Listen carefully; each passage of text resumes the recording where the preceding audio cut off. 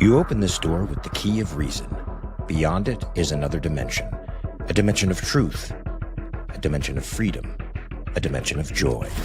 You're moving into the land of both the ideal and the real, of the possible and the actual. You've just crossed over into the Capitalist Corner. Where reason meets reality, welcome to the Capitalist Corner.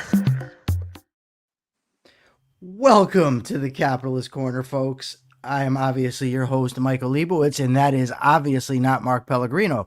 It is the one, the only, the great James Stevens Valliant. He's here to give us his expert analysis and his brilliant takes on all things, unless he disagrees with me, and then we will call him out for the lying moron that he will be if he's disagreeing with me. Right, the psychotic, deranged liar that he is. Yes, psychotic, deranged. Jim, you're up. You're already catching on to the program here. Exactly. Quickly, we are in no way affiliated with the American Capitalist Party. Although, in their views, our views are in no way shouldn't be taken to be indicative of theirs necessarily. Although I am the vice chairman and Mark Pellegrino, who's conspicuous by his absence, is the chairman. I also host Irrational Egoist. You should go check it out. Always got good stuff. I actually did a great interview yesterday, Jim, on income inequality, breaking down Thomas Piketty's work, claiming that, inequality is growing. So very good interview yesterday with Robert Mulligan. But today we've got a lot to talk about. So people, please like, share, subscribe. Remember to share from YouTube. Jim, I sent you a bunch of stuff this morning, and I got up late and I had a lot to do, but I still managed to get you some stuff. You did. So let me just see what we want to talk about first. This is what I'd like to discuss. So Donald Trump says that this is the start of a grand concord and lasting harmony for Israel and all the nations of what will soon be a truly magnificent region. This may sound a little petty, and I'll take that. But this is one of the reasons not a major reason, but it's one of the reasons that I especially dislike the MAGA movement. For the same reason I dislike the Dallas Cowboys fans. Right? In my experience, the Dallas Cowboy fans, the Cowboys scored 2 touchdowns in the first quarter, and they're already screaming about how the Cowboys are the best things since sliced bread. All the other teams suck, all that. Then the Cowboys end up losing the game, and they hang their heads in shame. The Trump people seem to be very fond of spiking the football way ahead of time, especially, Jim, in a situation like the Middle East, which has been a war zone for centuries and centuries. And Trump comes and says, well, we have peace now. Am I wrong that this is premature spiking of the football? What's your take on it? Well, it's extreme even for Mr. Trump, who is prone to ludicrous hyperbole and overstatement. I mean, it's always huge, the best, the most magnificent, or the worst, the most awful. He's prone to that kind of absurd statement. But this is bad even in that light, because while it is wonderful that the hostages are released, and I will say that it's wonderful the hostages are released out Absolutely. of all context, right? I don't like the deal for other reasons, but the idea that suddenly there's peace in the Middle East, that peace is broken out all over, the whole region will now be suddenly transformed. No, that would require a change in the culture of the Middle East, which has not changed one little bit here. They were celebrating in Gaza just like they were celebrating in Israel.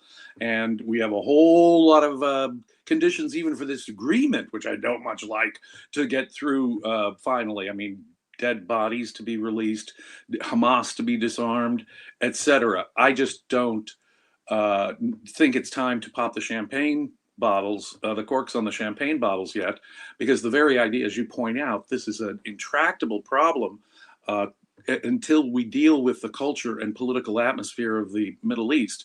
So long as governments like Turkey and Saudi Arabia and Egypt and Iran are run in the way that they are run, there is no hope for long-term peace.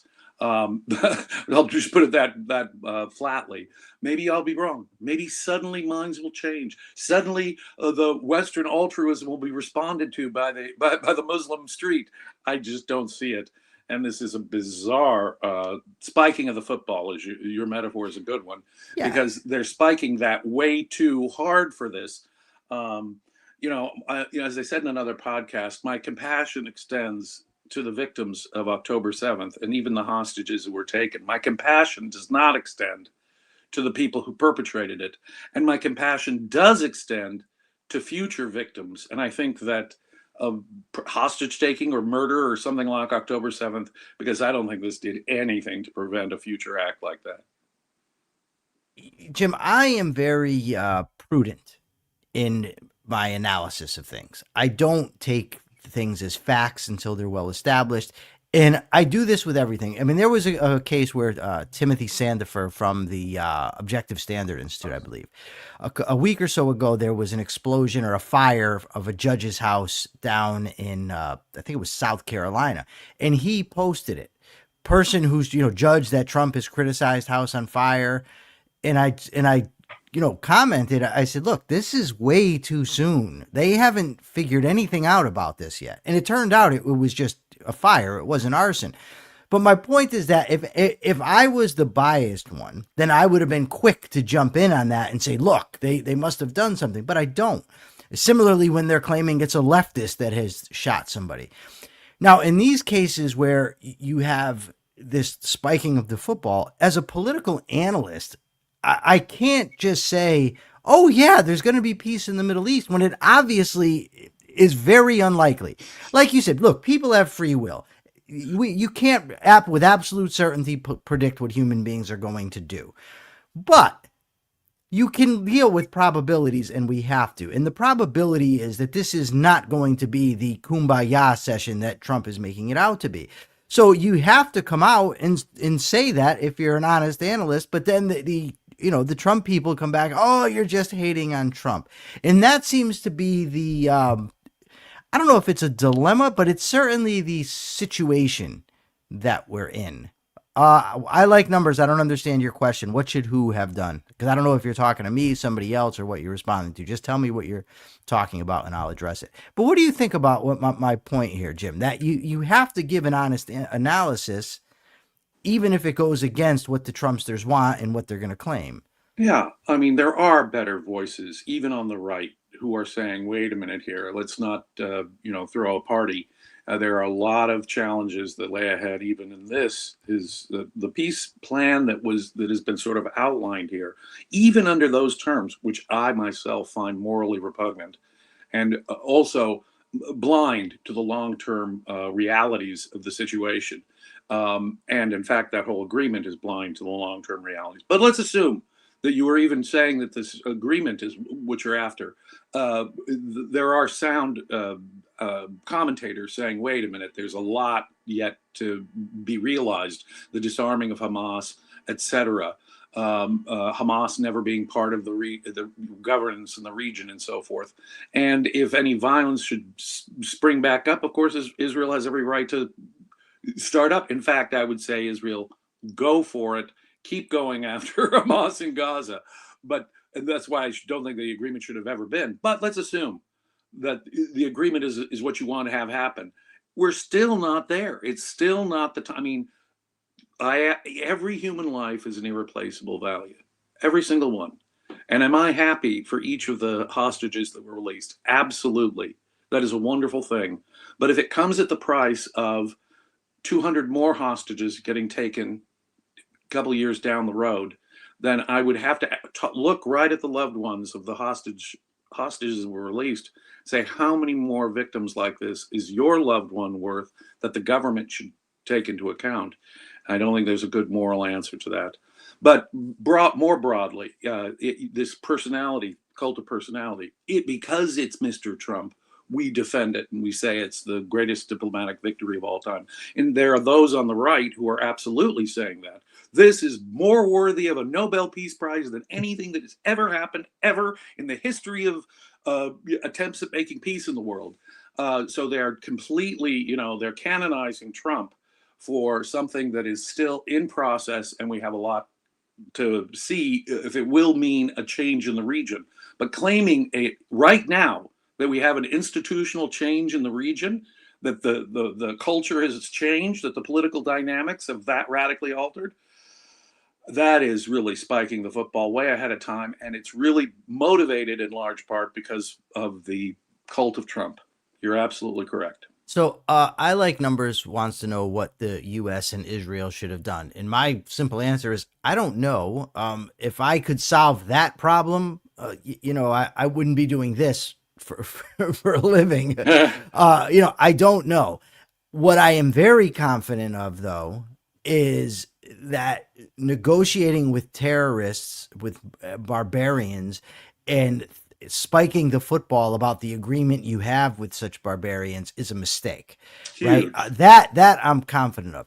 I'm not going to, so to criticize the deal that was struck, I'm not there. I think it's probably a bad deal, probably a mistake, but I'm not expert enough in this topic to really give an opinion. I'm talking more about the after celebration.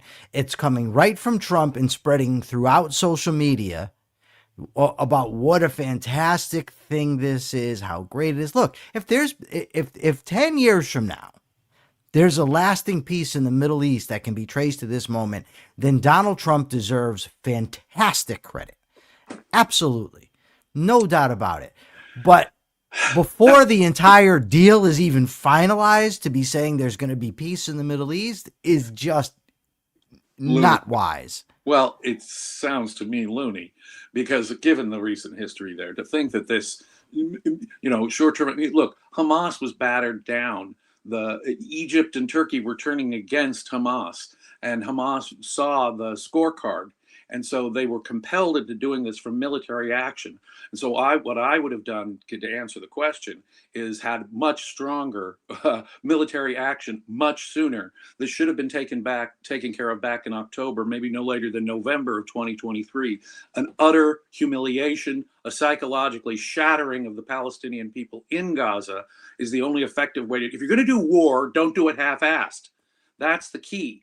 And if you're going to do partial war, you're going to be held back, you're going to tie one hand behind your back, then what you're going to do is you're going to give the other side the moral sanction that they need. Aha! They have doubts on their side. We don't have doubts on ours, and we're going to go for it. And all that international pressure that stopped Israel from doing what any self-defense, any country attacked like Israel was on October 7th, had a right to do much war. You don't have to announce the buildings, get out of the building before you bomb it. You bomb the building. And all that collateral damage is the fault of the aggressor, Hamas. And because we didn't have moral clarity, we didn't do a war like we did, Israel didn't do a war, like, say, America did against the Nazis or the Japanese during World War II, which is what should have happened. When you have an attack like that, you go, look, we were no better in America after 9/11. Not at all. But it points to a larger cultural context that has not changed, which is that evasion. Now, you notice you got Hillary Clinton even praising Trump for this. And this is what I find really sad and sick and disturbing, is that both sides are now going to be saying, oh, this is wonderful. This is the end of history in the Middle East. If you're going that far, then obviously you're not taking into account the context, the real context that causes all this. Much of what has happened has only encouraged more Palestinian violence. Palestinian culture has not changed. There's still anti-Semitic mystics who would happily martyr themselves, use their babies as human shields in their attempt to wipe out all the Jews in the region. And so long as that's the case, you don't have long-term prospects for peace. And nothing that happened here, in my view, has really altered that context. I just want to say, I think it's Lee Frazier's anniversary today with her fiance. So I want to say happy anniversary, Lee. Congratulations, Lee. And Lee, your point about people maybe not showing up because I'm not wearing the tank top, I just want to say, Lee, when you posted that, Persephone was nodding like a mad woman on the screen saying, yes, that is definitely it. So There might just be something to that.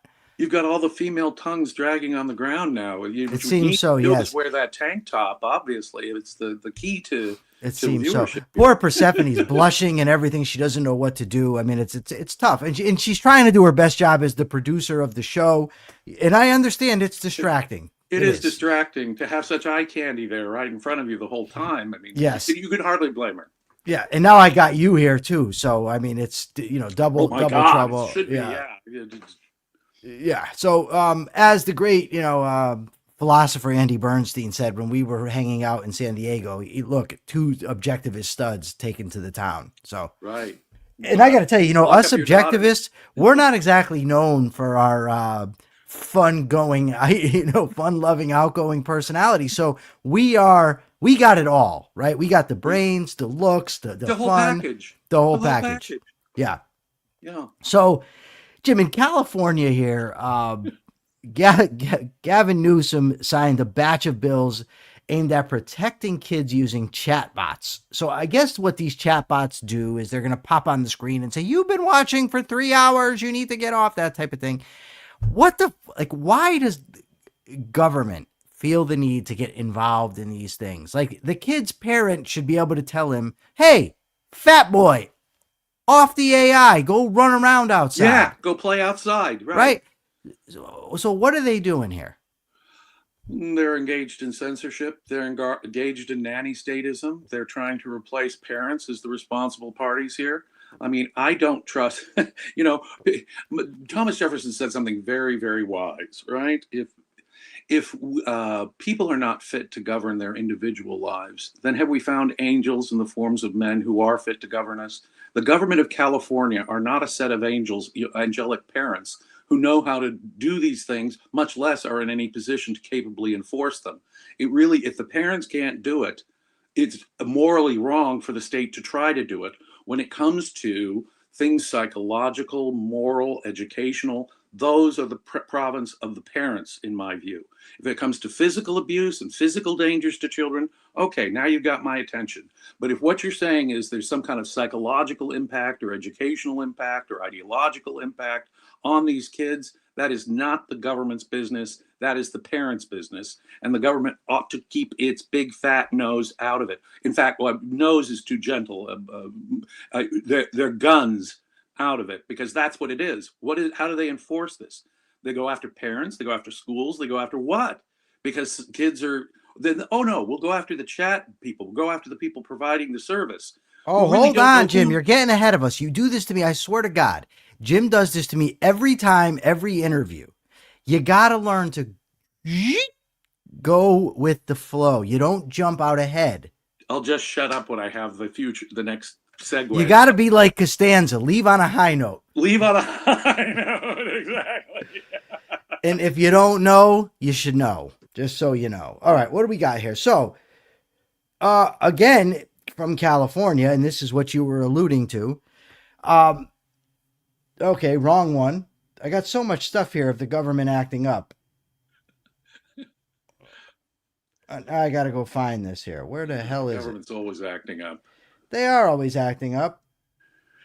And pushing their guns into people's faces to get things done. Perfectly peaceful people whose decisions they disagree with, they push guns in the face of. Yes. Whether it's the computer service providers or parents.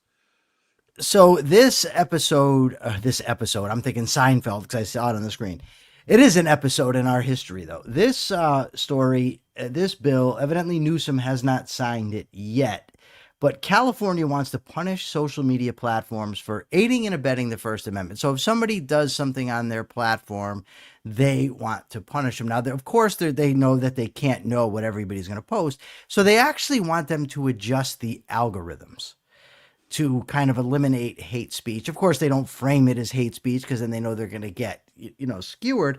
But this runs afoul both of the First Amendment and the law there, 230, whatever it is. I can't remember it right now.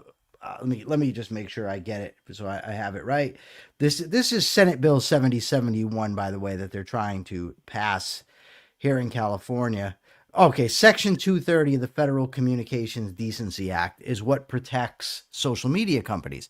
So not only we have the First Amendment, but we have this act. California is now seeking to circumvent it. So not only do they want bots telling your kids when they can get off social media, but they want companies to direct their algorithms to not allow certain types of speech. Jim, where are we headed? Like, what the frick is going to happen with all this stuff? Well, that's, if you were to ask me what is the single most disturbing long-term trend. You answer and hold on, I'll be right back. But Go ahead and talk. I know you have no problem with that. The long-term trend that I really find distressing is that both sides appear to not understand what free speech is. The Supreme Court has ruled decisively and clearly that hate speech, words, no matter how offensive, are protected by the First Amendment and our free speech. And obviously, if they went about it by saying, look, we're going to hold you liable for the hate speech of people online, that would be a violation of the First Amendment. And they know that would be censorship. Now, aiding and abetting, now this is how the little trick they pull. It's aiding and abetting violations of the Civil Rights Act. Now, to aid and abet a violation of the Civil Rights Act would require specific intent. If I'm aiding and abetting you, I have to have the intent to help you do your crime. That's the whole essence of aiding and abetting. And so to say aiding and abetting, so what they're changing is it from aiding and abetting requiring an intent to help the bad guys here, assuming there's some bad guy trying to violate the Civil Rights Act by means of just words. Let's assume we can get over that hurdle. They're saying it mere recklessness. So now they're saying it's like a negligence standard that would be applied to social media when it comes to aiding and abetting violations of the Civil Rights Act, so that they can get in through the back door laws censoring hate speech. Now that is going out on a thin limb of what will, I think, the federal courts will acknowledge to be rank effort at censorship. I don't even think we need the act from the 1990s that gives civil protection to social media here. This is just a rank effort to censor social media companies, and it's the social media companies who are now open to liability in a way that would clearly, civil liability can violate the First Amendment too. Defamation and other things are exceptions to that have been very well defined, and they do not include hate speech. And they think hate speech violates civil rights laws. And so if someone negligently helps someone violate civil rights laws by sanctioning hate speech, that somehow the civil liability of social media companies should be invoked. I don't even think we need the act that protects social media companies here. The First Amendment is sufficient. California is attempting to censor social media companies, full stop. And they're creating civil liability for free speech, which is repugnant to the First Amendment, except under very, very narrow circumstances. Jim, I got to be honest with you. I'm starting to, and I'm not there yet. So don't inundate me with comments here, because I'm not at this point yet, but I'm thinking about it. About the role of defamation, of libel, and what's the other word? Slander. Yeah, libel and slander. That maybe these aren't good laws. Maybe it's not good to have these things. The problem I have with it isn't necessarily if there's a clean-cut case where somebody ruins Jim Valliant's reputation, right? The problem is that it opens the door. By allowing suits for libel, for slander, you open the door for a lot of nonsense, and it can have a very big chilling effect on free speech. And I just wonder if the costs don't outweigh the benefits when it comes to these types of laws. Have you thought about this subject? Like whether we should even have these types of things? The libertarians, of course, are there. They say, no, you don't have a right to your reputation. But I don't know that their argument is the one that I would use. I just think that I always like to side on the side of liberty. Yeah. Right. When it's even close, give me liberty. I don't. And it seems like these laws just are a very bad segue. What's your thoughts? Well, you were the one who brought up in a recent podcast, I think it was a while ago though, but it was a recent podcast. You brought up the case of Richard Jewell, the guy who was accused of being the Atlanta bomber. Remember him? Yes. Now, the FBI and other news agencies ran with it, and they said this guy is, and look, if I accuse you of being a terroristic bomber and it's false, and you didn't have a good faith basis for believing that, and you promoted that, and I can prove that you ruined my career, I can prove objective economic harm or even physical harm, then it seems to me that we do have an objective basis. Now, the burden of proof should obviously be very high on the person trying to bring the defamation case. But I do agree with you in principle that defamation has to be tailored very tightly because of the First Amendment. The First Amendment talks about state action. And civil cases are a little different than criminal cases in this, because the plaintiff is another private individual who's claiming, and if he can claim with objective proof measurable harm, damages in most defamation cases are an element of the offense, unlike other times when you sue people. The damages are over here. First, prove your liability, that you were negligent in running over my dog. Then we'll get to the damages part. How much did it harm you? Not so with defamation. Defamation usually involves the demonstration. You have to show your reputation was harmed. Exactly, right, in some objective way. Now, there is defamation per se, and that's handled differently in different states. And that is the area where I think maybe good reforms could be involved. You should have to prove, even as a private individual versus a private individual, some objective measure of harm that was the result of a demonstrable lie. Under traditional English defamation law, truth was not a defense. If you said something nasty about someone, they could still sue you, whether or not it was true or that's false. ridiculous. Yeah, Ridiculous. But you make the part about the damage, because when Brent McCall and I wrote our book, people were lying about us, and I said we should sue them for defamation, and Brent said we can't because we don't have reputations that can be harmed. And he was right. I mean, what am I going to say? Listen, you're saying I'm a liar, meanwhile I'm a convicted violent felon. Like, what? My reputation's pretty bad already.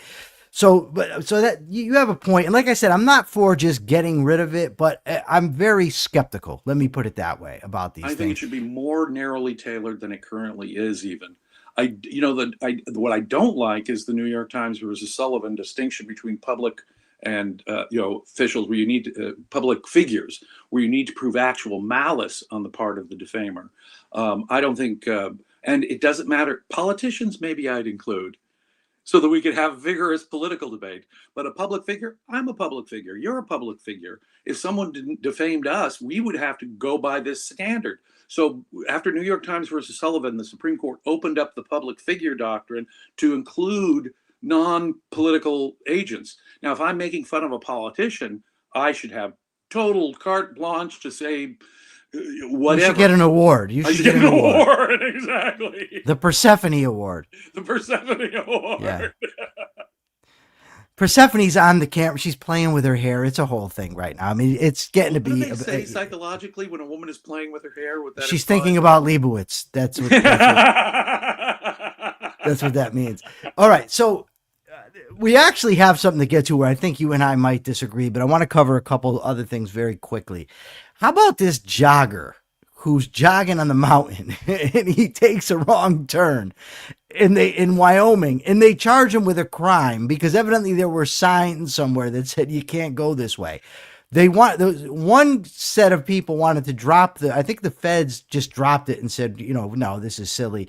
But the state is like, no, we want our pound of flesh from this wrong turning son of a bitch. I don't like how ridiculous. Like I can't even fathom this stuff. Let's give the correct analysis here. Look, Grand Teton National Park in western Wyoming is one of the most beautiful places in the entire world. I've been there more than once, and it is breathtakingly beautiful. Did you fly on Razi's jet to get there? Did not fly. Drove in the family station wagon there, and for a camping trip. We were doing old-fashioned camping. But what a beautiful place it is! And they've got this aerial tram. You go to the top of the mountain, you can hike all the way down. It was amazing, so wonderful, beautiful. But it shouldn't be public property. And because it is public property, the government we compel government to act like a private landlord, in effect, a private agent. If this were private property and someone said, well, no, we have to preserve nature, we can't have people going off the trails or ignoring signs because erosion, because damage to local wildlife, because we want to keep it in its pristine natural condition. I question the values of keeping things in their pure, pristine natural condition. So because I question the whole philosophy of environmentalism, but even assuming that was your private property and you want to do that, you would have every right to claim trespass. You would have every right to sue the guy for damage to your property if he went off the thing. However, it was a trail, and this was just one guy. And it is the government that is doing it. So you got to feel sympathy for the jogger, because it's the government with the force of criminal law going after this guy because he went off a trail to do one special thing. Obviously, my sympathy is with the guy, but I would have to say, if this was private property and someone said no trespassing off the trails, I would be first in line to say he trespassed. And if he caused any, see here, they're not proving any damages either. Show me the damage that the guy caused by running up the mountain. But come on, a jogger jogging up a mountain. And by the way, this was a trail. It was just a trail that had been closed for and the various signs reasons. weren't very clear from what And they're the saying. signs weren't very clear. I just want to say, so when you first mentioned the family station wagon, the first thing that came into my head was National Lampoon's Vacation with Chevy Very Chase. So Deeper with Diego says, was grandma on the roof of the station wagon? But I have to tell you, with Diego, in the movie, it was not grandma. It was Aunt Edna. They strapped Aunt Edna to the roof of the station wagon. I think it's very important that we get these things correct in our brilliant Imogene Coca, alive or dead. No, my dad was very much different from Chevy Chase in the film, and we didn't cart around a dead relative. No. Chevy Chase was awesome. I love when he says, "What? You want to go home? We're 10 hours from the fucking fun park, and you want to turn around?" He says, "You know what?" He says, "This is no longer a vacation. This is a quest. This is a quest to have fun." It's the quest to destroy the One Ring in Mordor. Oh my God, that movie's great. Yes, yeah, and he with John Candy. Oh, what a great movie. Oh, yeah. What about this licensing thing? I would get rid of all occupational licensing. Government. Yeah. Milton Friedman convinced me of this years ago in his book, Capitalism and Freedom. Get rid of all this stuff. And for this exact reason. So people were selling this dental product. Like, it whitens your teeth. I don't know what the hell it does. It makes your breath smell like lilacs or some freaking thing that I don't really care about. But this licensing committee punished them and said, no, you can't do this. Turns out that half of the licensing committee is made up of dentists, more than half, and these dentists have an economic interest in keeping people from selling this product. Of course. Yes, Rational Frontier. All occupational licensing must go.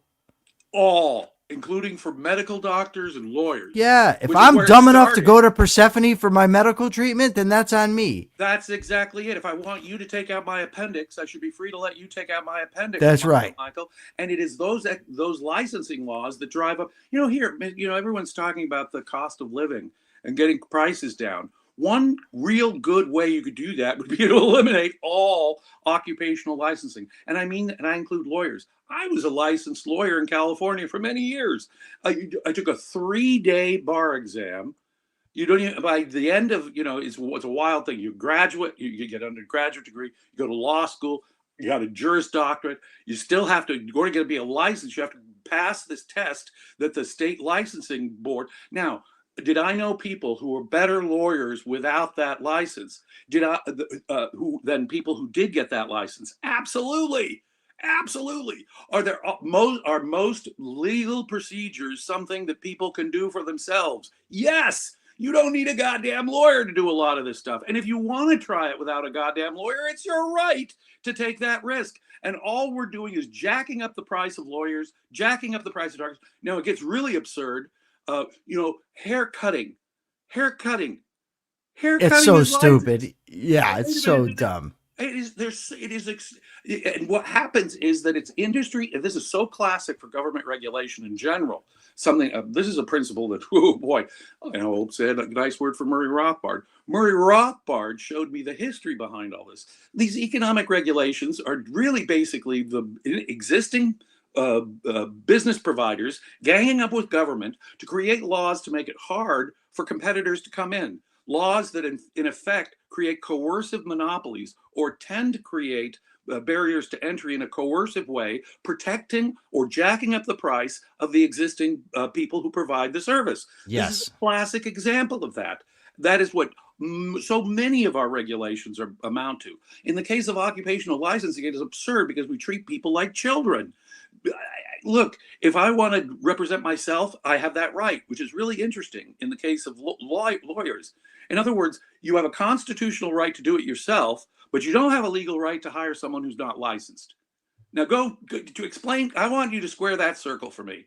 So any jerk can represent himself, and that's a right under the Constitution to represent yourself. But I can't hire someone else who might be a little better than me, but who's not licensed. Now go figure.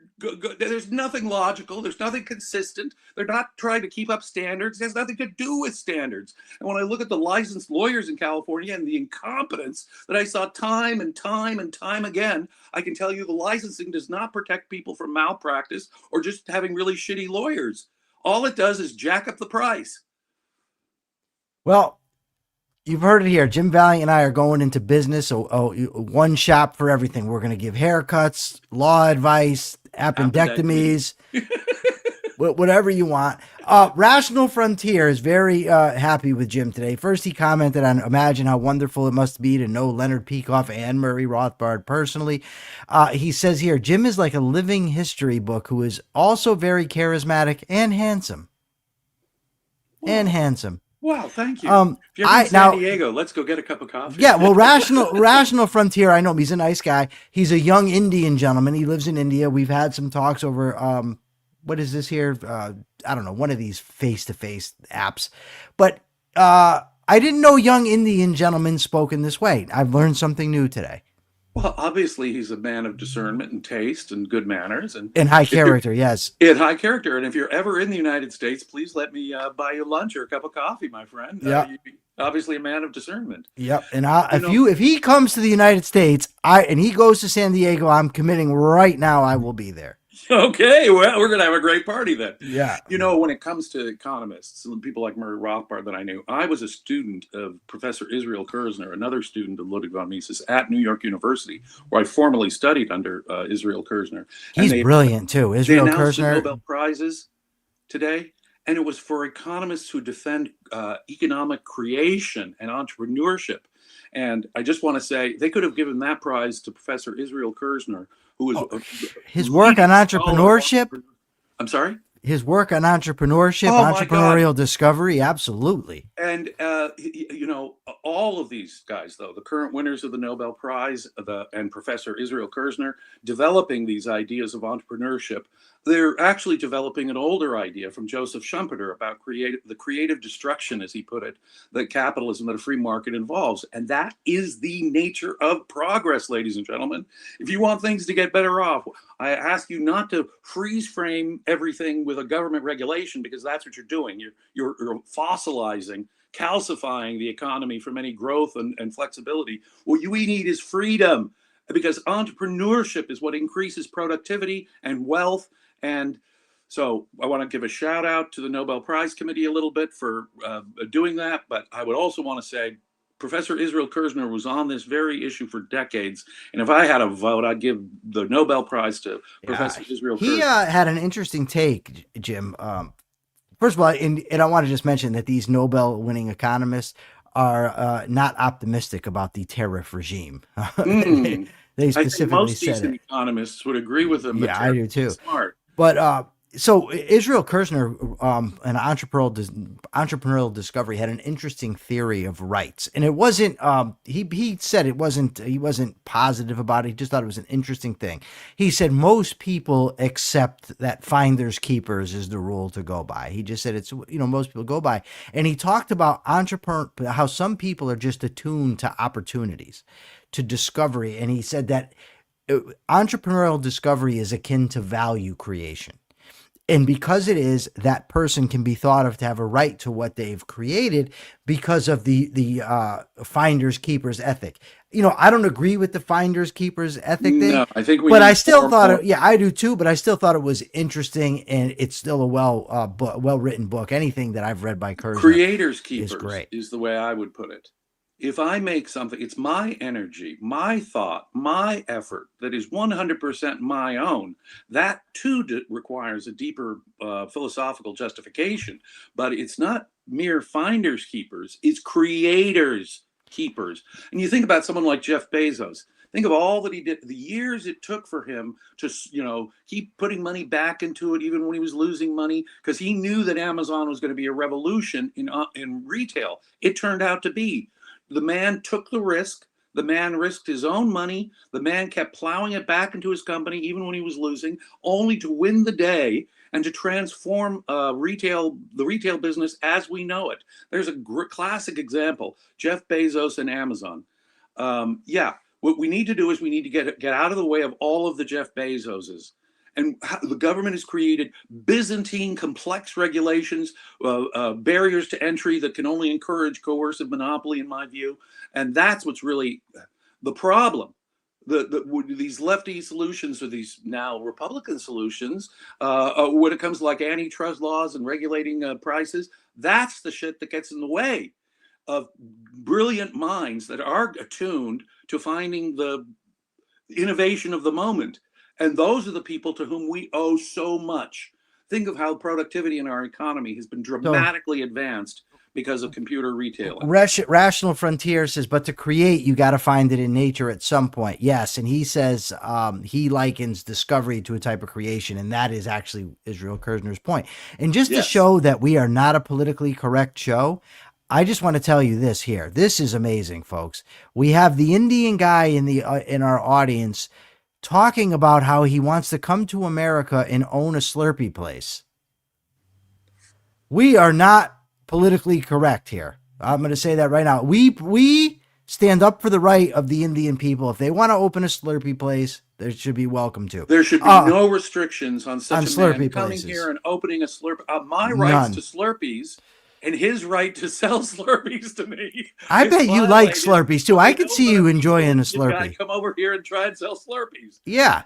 But, he mentioned that Jim is like a living history book. You have no idea. This guy, you drive around with him, you look to the left, there's a tree. He knows the history of the tree. And I'm not kidding. These were bust in 1930. Really? He knows the whole history. It's insane. It's actually insane that he knows all this stuff about trees. This building here and this, it's crazy. Jim, and this guy's memory is absolutely insane, but we're not going to do that now because right now we may have to argue. So, Jim, as of now, Trump has not yet introduced the Insurrection Act. He's been deploying the National Guard under other laws. The Posse Comitatus Act, Posse Comitatus Act forbids the military on U.S. soil except for certain things, but that can be overrun by the Insurrection Act of 1807. To me, this is all codswallop. It's all bullshit, right? Because in my document here, where is it? Congress is responsible for calling up the militia, not the President of the United States. He is the commander-in-chief of the armed services once they are called into action by Congress. Now, Congress, as far back as 1807... in case of invasion or insurrection where there's no time to go to Congress. There's an invasion. The Constitution does account for that, but there has to be an insurrection or invasion. Or invasion, right? Not these other exceptions. Certainly not crime control. When that happens and what happens under those circumstances. It doesn't write Congress out of the picture, but there actually has to be an insurrection or invasion, which we do not have currently. Right. So now, as far back as 1807, Congress is delegating authority in the Insurrection Act to Jefferson. It was the expediency of the moment. We had just done with Aaron Burr, and he's trying to take over territory. He killed the, Hamilton, whatever. He was the vice president. But the thing is, Jefferson signed it into law, and people say, well, he was a strict constructionist, but there were critics at the time who called him out for this, as they did for the Louisiana Purchase, which he knew he was violating the Constitution. I am so opposed to the Congress delegating its authority to the president. Yes, that is the root of this problem. So people will say, for instance, I just want to take a quick, Jim, take at this, and then you can come in and give your perspective. We start off and they say, well, you can, though, call them into office to protect federal buildings and to protect federal employees, ICE. Okay, but ICE is unconstitutional. So you have an unconstitutional agency engaging in an unconstitutional activity, rounding up immigrants to deport them, housed in unconstitutional buildings, and now you're saying that you're going to give the president an unconstitutional power to protect those people. And it just doesn't stop. At least under existing law, as much as we may disagree with it, object to it, find it unconstitutional. Even if there's no constitutional argument, I would say our immigration laws are not moral. And I would advocate changes to our Constitution that would, give them some authority over the border. But I would too, but that doesn't mean they have it. Under the Constitution. But that's what I'm saying. Given the fact, we don't normally approach issues from the standpoint. Look, I could object to almost everything Congress does in every policy because of the bizarre way they interpret the Commerce Clause, which is most of what Congress does. So I could have an equivalent argument on just about every issue under the sun. So given we have to understand, and I think when the left has to really understand this as well, as we who want more liberal immigration laws, the existing law, Obama deported 3 million people. And so when it comes to the ICE part, existing law, look, and the Supreme Court just enforcing existing law would say, okay, you can protect the ICE facilities using, and that's so far all Trump has done, invoked the I'm protecting federal assets here and there law. I don't think in Chicago that's all he's done. Well, if they were sent in for crime control, and in Oregon, there's an ICE. There's been people that are citizens getting caught up in this. Some poor lady gets maced. But it seems to me, Jim, that what you're taking. So I like numbers, but wouldn't that have to be adjudicated? Of course, it has to be adjudicated. But so did Roe v. Wade, and conservatives had no problem criticizing that. And right. By the way, I agreed with them because I don't find the right to abortion in the Constitution. Now, Jim's going to disagree. I don't want to get us sidetracked. My point is that you can't be, well, you can, but you be a hypocrite.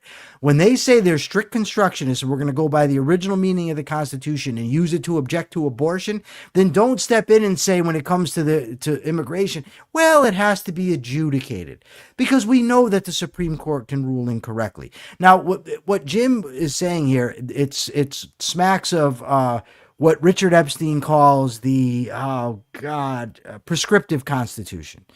And that's what he advocates for. So even if something was unconstitutional at the time of its adoption, i.e. the power of the government to regulate immigration, which they did in regard to the Chinese Exclusion Act, given that it's now been in there so long, it now becomes constitutional. But Richard agreed with me that that by original interpretation of the Constitution, original meaning, the federal government does not have that power. And by the way, I'm in pretty good company because Mr. James Madison agreed with me also. And I agree with you on the constitutional issue. And if I were on the Supreme Court, I would overturn the immigration laws.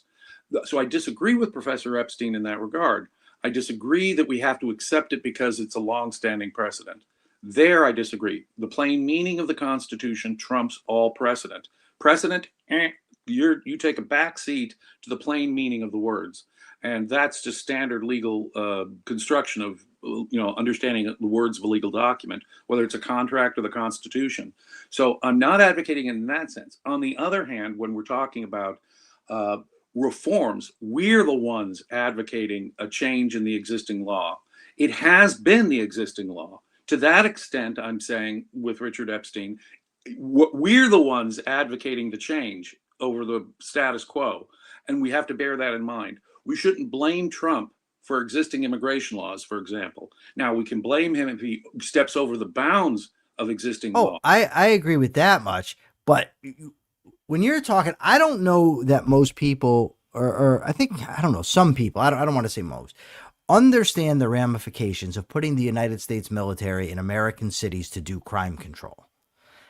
It's just a good thing. And it really is not. I predict that the Supreme Court will uphold the posse comitatus. It's a more than, what is it, 140-year-old law or something?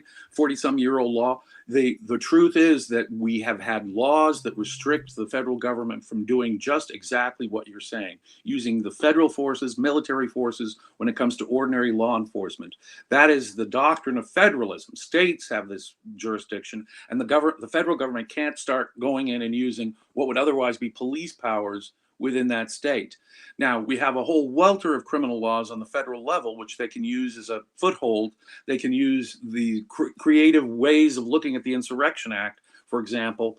Look, it's our existing laws that have set us up for this. Now, will I criticize? Now, I'm not saying don't criticize Trump for pushing the envelope here. He should absolutely be criticized because we're going down a fascist dark path insofar as we do that. It's also based on a lot of but fiction, here, Jim. here I'd make an equivalent argument that you did with immigration. 90% of all federal criminal statutes are based on a twisted view of the Commerce Clause, one that flies in the face of the plain meaning of the words and the original intention of James Madison and the framers. So what we have is a whole bunch of bad laws on the federal level that ought not to be there at all, whatsoever. And that's going to help them get a foothold into doing this. So you want me to, from our constitutional perspective, to criticize this? Well, here's the thing, and there's a couple points here, right? Even let's assume that these laws, they do have precedent, so they are the actual laws. Let's even assume that.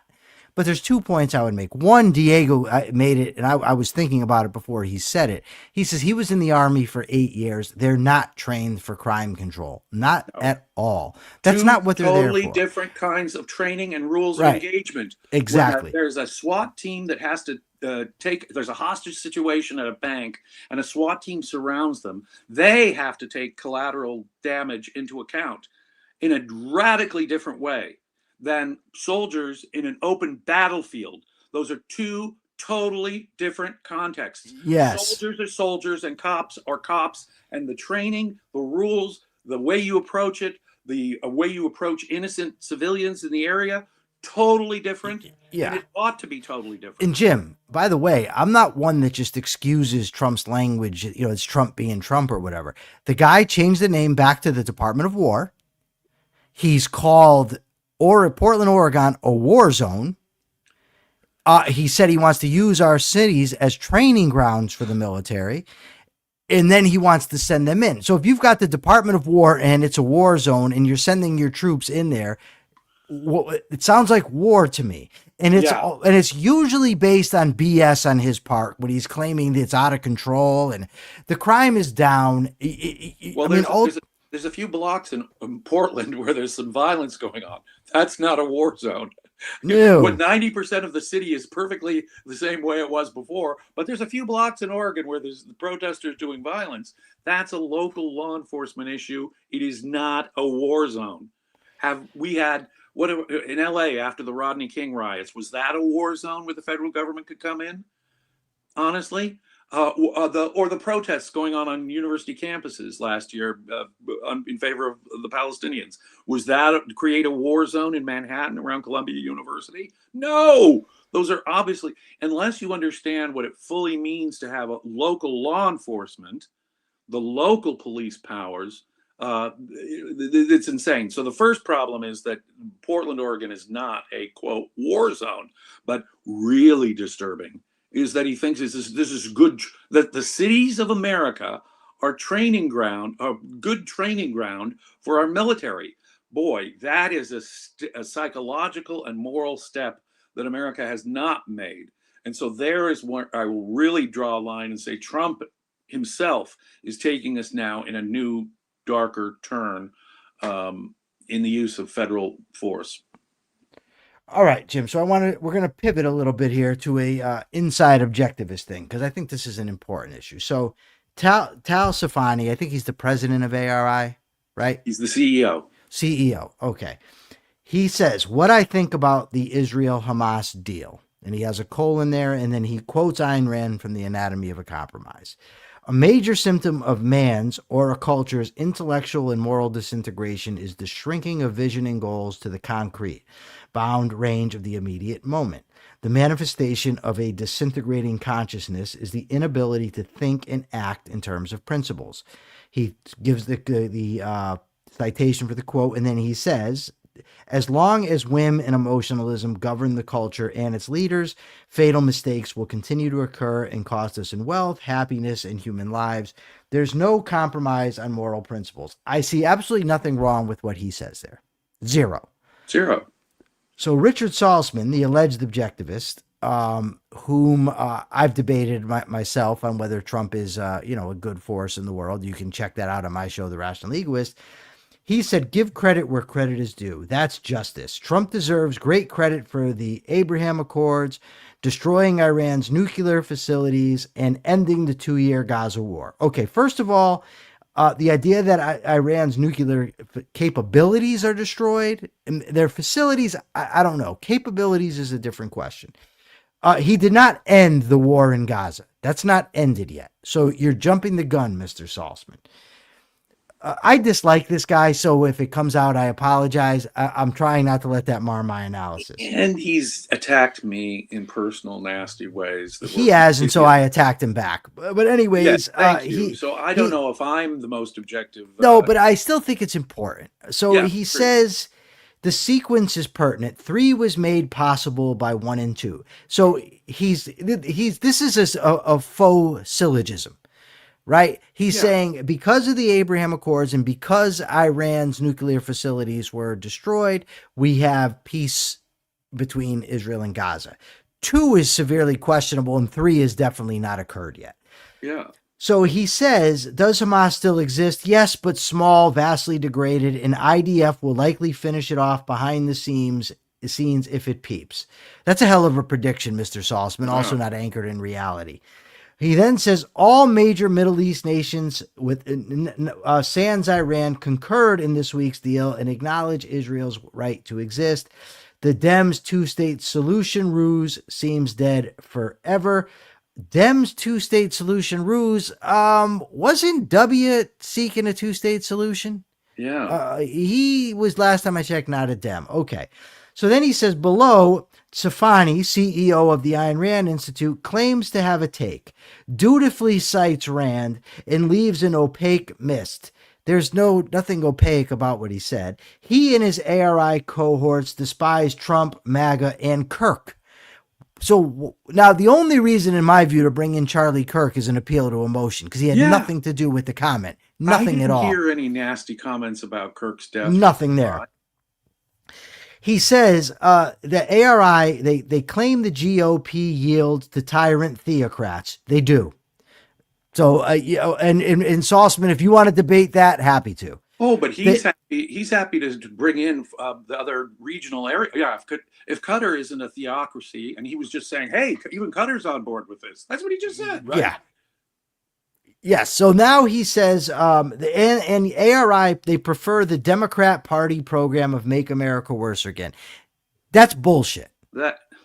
Yes. That's utter bullshit. To be an objectivist, you must be critical of both sides. You know, we can debate about who is correct to vote for or whether we should vote for anybody or what. I mean, that's the debate. As Leonard Peikoff said in the 1992 Fort Hall Forum speech, objectivism is not who you vote for president.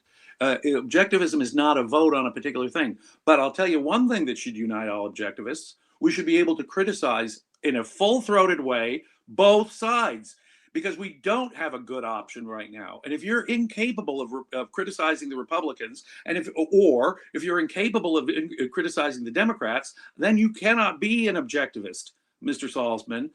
Right there. If you're giving that kind of credit to Trump right off the bat in an uncritical way, that's the sure sign of someone who's lost connection with their principles, which is interesting because that's connected to what Mr. Tsfany said in the quote. They're anti-conceptual, they're anti-principled, and boy, Salsman, you just gave us a great example of an anti-conceptual, anti-principled description of what just happened. So he then goes on, Jim, to talk about how they criticized Reagan and how Rand criticized Reagan. Now, personally, I think that Rand was too harsh on Reagan, but she was also accurate about Reagan bringing in the Christian right into the Republican Party. And we're living with the consequences. That's true. She was presciently, and Barry Goldwater were prophets about the effect of that. Yes, Barry Goldwater also was very much opposed in my view, to they that. were right. On the other hand, were they too harsh on Reagan? Maybe. The point, though, is that, and look, in his and I try and judge politicians within their context. Did they make things net better, or did they make things net worse? When it came to certain areas, Reagan definitely made things net better. When it came to domestic policy, I would not extend that benefit of the doubt. But even with foreign policy, there's criticisms I have of Reagan. But that's okay. So Ronald Reagan, I mean, Ayn Rand did say it was a good, the election of 1980 was a good sign in another way, that the American people were fed up with the left after the 70s and that they were turning to the right. Now, uh, let me put it this way. She obviously had a mixed, complex, and nuanced position on the subject. Was it more harsh than I would have said? Maybe in some areas. But the point is, we as objectivists have to be very comfortable about criticizing people, even people who we think would be better than the other guy who didn't get in. In other words, look, let's say Jim, you voted. I'm sorry. I criticize myself. So I'll be damned if I'm going to not criticize Trump. Right? I mean, that's the bottom line. And, I've seen this, and I'm going to step in it, but I'm going to do it anyway. I've seen it from David Harriman talking about how he hates these objectivists who are whitewashing the left and they're criticizing Trump. I don't know who they are that are whitewashing the left, but the bottom line is this. He says he loves Ayn Rand and that's why he hates them. If that's true, and I'm not the one, Jim, I can't stand that. Well, Ayn Rand said, but if we're going to invoke her in that way, I love Ayn Rand, so I hate this. Well, then let's see if your position is consistent with hers. Because in her entire life, and I've read virtually everything she's ever written, I've never seen her adore a politician, go to the mats to defend the politician, go to the mats to defend the political party. I've seen her say this, and I agreed with her for a long time. I'm not sure I do anymore, but maybe. She said the best hope and the best thing we can currently do is vote for Republicans. It's so and then she proceeded to write conservatism and obituary. She called it the God Family Country Swamp. In a TV interview, she said, if anyone destroys this country, it'll be the conservatives. She had great lines like, if it's a bad idea, it'll come from the Democrat. If it's a god-awful idea, it'll come from the Republican. See, this, and we're going to have to close because we're out of time. But I do want to say this. So I like numbers. So he asked, I like numbers back in the chat, asked if Leonard had reconsidered his position on Trump and what would he think of the current deal with Israel. I've read a lot of what Peikoff said. I'm going to go out on a limb and predict he thinks it's a bad deal. He thinks it's a bad deal. Right. I'm afraid he's going to agree with ARI and most objectivists on this issue. Yes. This issue. He will absolutely. Okay, He has in some ways soured on Trump. Now, he never called Trump perfect. He criticized him, both his character and the tariffs and so forth. But still, he's soured on him from that position. So, but he would agree with most objectivists that this peace deal is no peace deal at all. But Jim, this is the next question, and this is where it's problematic, and this is I always find troubling. Is he then asked, I like numbers. Yeah, but did he say he may have rethought Trump? Did he say he wished Harris won? That's not the alternative, though. But but that's a false alternative, right? I have never, not one time, Jim, never criticized a single person for whom they voted for in this election. Have not done it because I understand the complexities involved. I will criticize each of the candidates and Biden beforehand. But to criticize one does not mean I wish for the success of the exactly. Other. Ayn Rand did occasionally vote for president, and I'm going to put it that way. But say between 1940 and 1980, she voted, for Wendell Willkie. Then she didn't vote for Eisenhower or Dewey, or she voted for Barry Goldwater. She voted for Nixon and Ford. She did not vote for Ronald Reagan. Now, if you want to hear someone's qualified votes for, read her actual opinion on Wendell Willkie, read her criticism. Now, this is interesting on Barry Goldwater. Read her criticism of him before the 1964 presidential election. She was dishing on Barry Goldwater. Interestingly, she liked him on foreign policy. She criticized him on economics. Exactly. So, Jim, I got a question for you because when you go to the 1968 and 72. Her criticisms of Nixon, the man she was voting for, were downright harsh. She went sick, Jim. Yeah. So, okay. And even Ford, what did she say? Because he's not much of anything. Persephone's laughing her ass off, Jim, because you are the talkaholic. Well, okay. No, but I love you. It's great. It's great. And it actually, we've given the audience some extra time here today. Tomorrow, I'm going to have a special in Rational Frontier. You're going to love this. At 4 p.m. Eastern time on this show, I will be debating live Liquid Zulu on whether objectivism should be an open system or a closed system. So you can check that out tomorrow, Rational Frontier. I am going to be off Thursday and Friday and then Monday and Tuesday because I'm going to be in San Diego for the aforementioned Dr. Peikoff's birthday. And Jim, I got to ask you a question about protocol at this party because it's going to be quite the crowd that's going to be at this thing. And not everyone agrees. Is it going to be frowned upon if we end up in a enthusiastic discussion about politics and how objectivism applies? Is that type of thing going to be frowned upon? I think that birthday parties are not the place to talk about politics. And Damn it. Or we can, the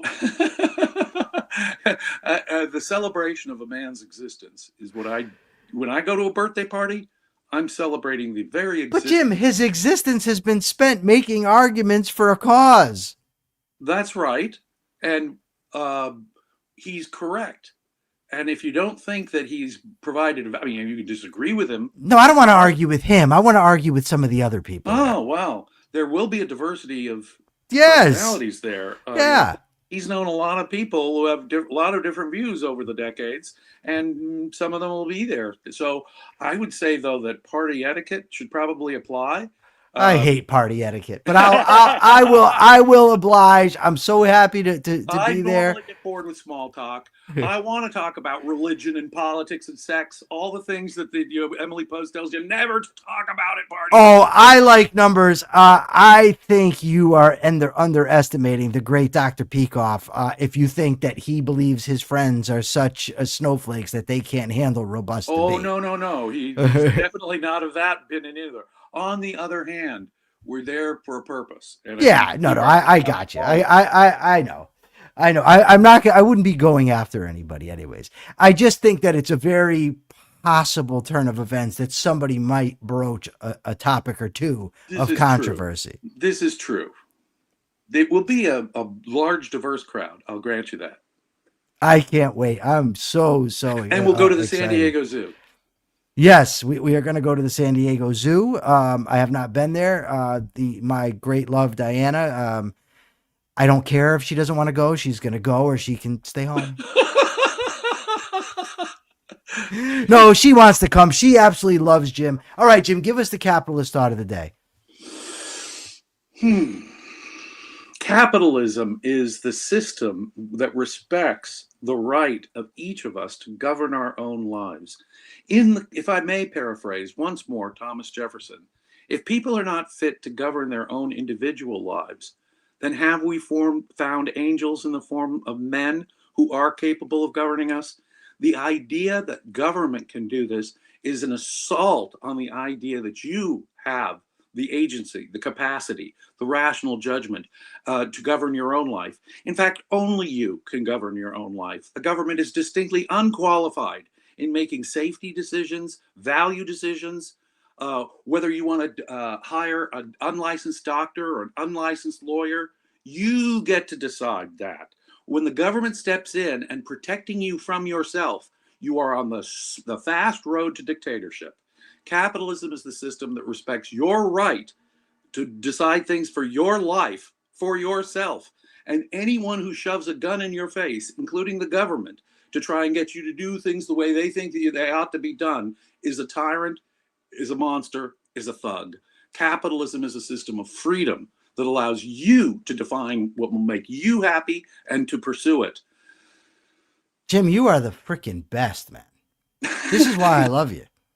I love you too, Michael. All right. My question is this. The question pertains to party etiquette. Is it appropriate to debate with people at somebody else's birthday party? That's what I want to know. Is it appropriate? Depend upon the person. Jim, the question's not for you. Oh. This is the question that the people, they go to the YouTube station and answer the question. I already got your answer. Okay, sorry. You got to go to Don't let me bias you. Yeah, we need the comments on the show. Yeah, at somebody else's birthday party, is it appropriate to have respectful debates with the other guests? Okay, it's the YouTube channel. Thank you, Persephone. And also check out our Patreon channel, because that's what we need. We have a Patreon channel for the Capitalist Corner. And remember to tune in tomorrow. Mark should be back unless he's flying around in his jet set life, which is always possible. But we hope to have him back. We thank the great Jim Valliant. Jim, tell them where they can find you before I hang up the phone or whatever this is. Well, I'm active on Facebook almost every day, James Stevens Valliant. I answer questions there. Hit me up there. I appear at the Ayn Rand Center UK, their podcast. And if you're a subscriber, I give all seminars on Peikoff's courses and so forth there. And here and on The Rational Egoist. And, you know, I think I may be appearing on the new Patreon. The self-made soul. He will, coming up. So I'm looking forward to participating in every rational forum that will have me. And that includes all of yours, my brother, because I think you do an amazing thing. So if you find any value in what I say. Oh, stop with the humility. It drives me freaking crazy. Well, okay. This guy is so humble. There is like huge value to everything I say. So check there out is. What I do. That's it. That's it. This guy is so humble. Oh, no, Jim, you're fucking awesome. And now you made me swear, and I've been trying not to. All right, guys, listen. We can't wait to see you tomorrow. Until then, check your premises. Peace.